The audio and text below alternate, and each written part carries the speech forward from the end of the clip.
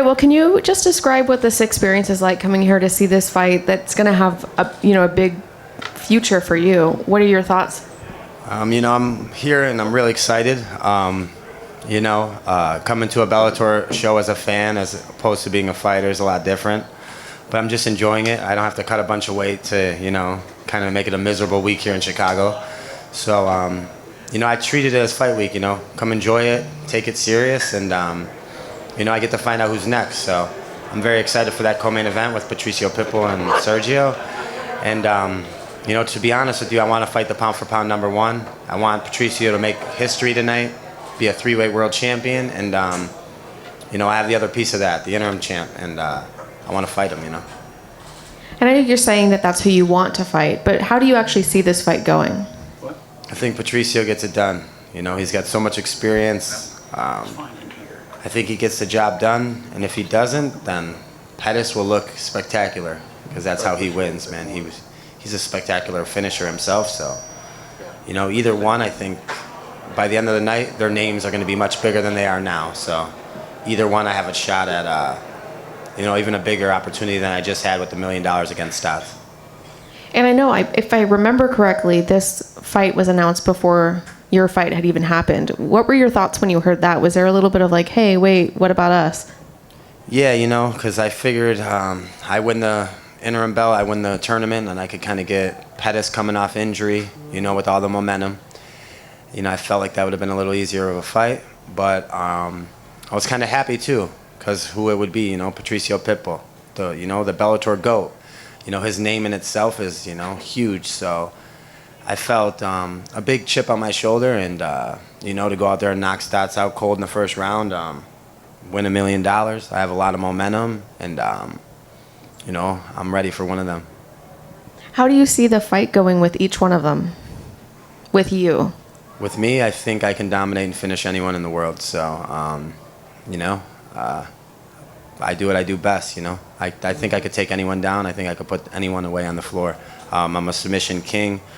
The only one that has similar finishes to me is Charles Oliveira in the last 5 years, and I have more than him. So, I'm a finisher on the ground, and I just showed I could knock people out. So I think, on the feet, on the mat, anywhere, I feel like I can finish either one. So, I would really like to test myself, and, I want to, when I do fight either one, what I can promise is I'm going to go out there to hunt them, and I'm going to go out there to finish them. I'm not a point fighter.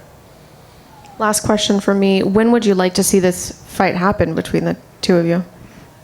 I hope this fight's quick tonight and they're healthy, because I'm ready, and I've been in the gym since my last fight. So I'm ready to go 4 weeks, 6 weeks, next week.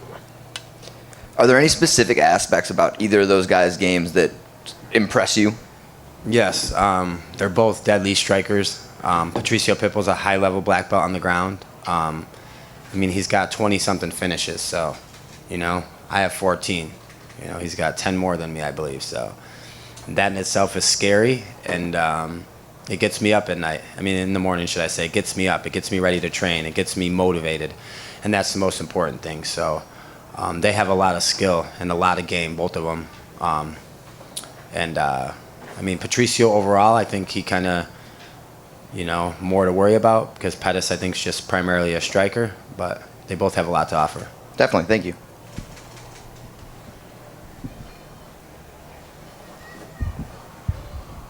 Is Hawaii the best place you ever spent a fight camp? Yeah. Or fight week? Yeah, fight week. Back-to-back years in Hawaii. First year was against Horiguchi, and then the second year I won $1 million.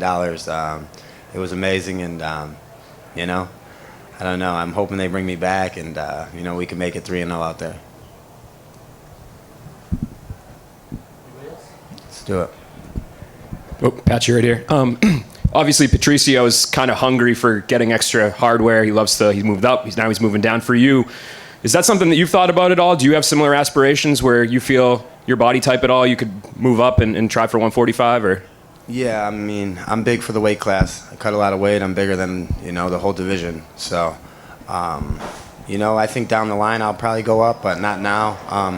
I have teammates doing business up there, Jeremy Kennedy, Mads Brunel.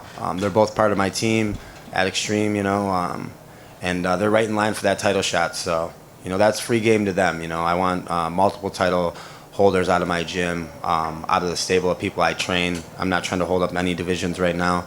I want to be the best bantamweight champion in the promotion's history, and that's my main goal, my main focus. And right now I have the most finishes in the history of bantamweight and the most submissions. So I want to run that number up and be the best champion that they've ever had. You mentioned not holding up divisions. Are you concerned at all, like Patricio mentioned in 125, that somehow, some way, you might have to fight again before you unify the titles?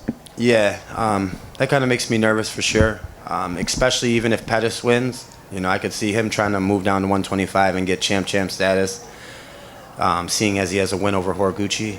I'm just hoping that, they honor it, so we can unify these. I'm the rightful interim champion. I'm the rightful next guy. I've had the toughest last 3 fights being in the tournament. I fought a who's who, killers, and I've been finishing them. So, no division changes, none of that. No 4-weight champion bullshit, none of that. I'm next, and I think I'm the rightful guy. I'm the most dangerous guy. So, Patchy, 2 quick ones. Appreciate your time. First one is, outside of the physical preparation you have throughout all your fight weeks, is there anything on the mental side of things that you brought into your camp? Yeah, just a lot more time with just visualizing, a lot more time, listening to myself, not just going to the gym and just, listening to, let's say, other people that are influencing me, or just, coaches that I don't feel have the best knowledge of it. I just felt like, after I lost, I took a lot of the burden and responsibility I put in my own hands, and, I lead my camp, and a lot of visualization, a lot of work on the mental side too to get ready for these fights. I'm almost obsessed with whoever I'm fighting, throughout my entire days, for weeks leading up to it. And it sounds crazy, but I feel like, you have to be crazy in order to be a world champion. You have to be different in order to be, a champion of this caliber. And I'm going to prove why I am. Absolutely. Did the mental aspect of the game come in after you suffered that rare loss, or is this something you've had your entire career?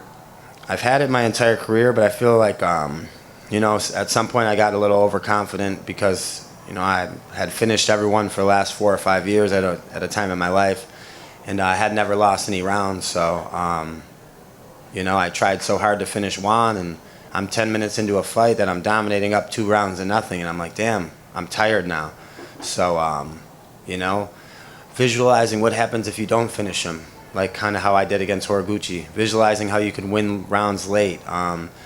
Just a lot of maturity, a lot of growth, and now I'm, entering my prime. I think I just turned 26 at that time, 29 now. I'm bigger, I'm stronger, I'm faster, and, I've done a lot on the physical side, but like you said, the mental side's a big part of it too. Yeah, it didn't take you long to get back on that finishing train. And then a quick fun one for you. Any big purchases after that $1 million winner? No, me and Tatiana, we're still looking for a house out in Vegas. So, I'm just going to buy a house, stay grounded, stay humble. And they say the first million's your hardest. So, I'm coming for a lot more. I wish I knew, but I'll take your word for it.